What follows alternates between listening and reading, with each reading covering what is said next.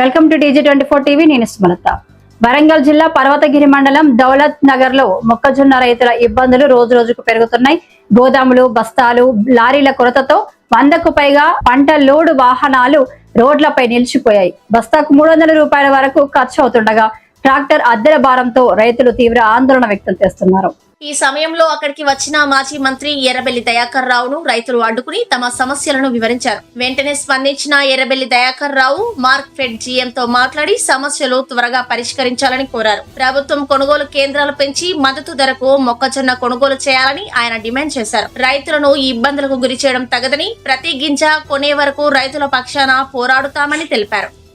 నేను 3 నెలల ముందు మీటింగ్ పెట్టాను. కేసీఆర్ నాకు ఫోన్ చేసి, అమ్మా నీళ్ళున్నారా, గన్ని బ్యాగ్స్ కొన్నవా, లారీలు మాట్లాడినవా, గోదాములు ఖాళీగా ఉన్నాయా, అన్ని చేసి 3 నెలల ముందే ఇవన్నీ ప్రిపేర్ చేసి పెట్టాను. ఇప్పటి వరకు ఏది లేదు. ఇప్పుడు జొన్నల పైసలు పడతాయా పడా అనేది డౌట్ ఇంకా వింటానవా.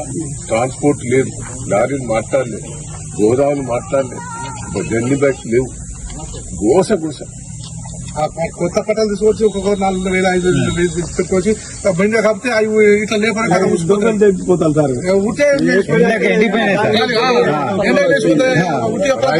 రైతు బంధు 3 సార్లు ఎక్కువచ్చాయి. మొన్న ఎకరానికి వేసి పిచ్చ ఇచ్చినట్టు ఇస్తారు. ఇదివరకు ఏంది ఆయన ఇప్పుడు ఎందుకు కావాలి మనకు వీడియో బస్తాలు దొరకలేదు. ఊరియా బత్తాలు ఇక్కడ సార్, ఊరియా బత్తాలకి ఇబ్బంది ఏమైనా ఇప్పుడు రాత్రి ఇది వదిరా మిల్లు చెప్పినావురా, కొడుకు వచ్చింది కదా. ఏంటిదా ఇబ్బంది? ఇబ్బంది అంటే లైన్ గా రారు.